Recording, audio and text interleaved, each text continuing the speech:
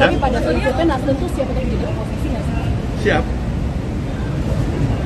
Kita ini siap di all weather aja. Tapi banyak keraguan, katanya Nasdem ini yang paling memuaskan gabung ke dalam Paling apa? paling riskan untuk keluar dari koalisi perubahan dan bergabung di pemerintahan baru. Saya akan tanya dulu Pak ini.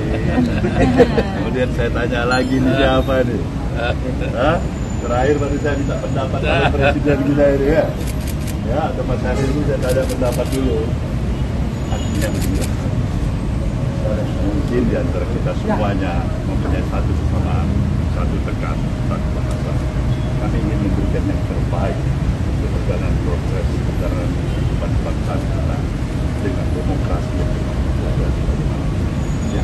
Artinya konsisten di jalur perubahan seperti Insya Allah barangkali itulah kita harapkan. Oke? Siap.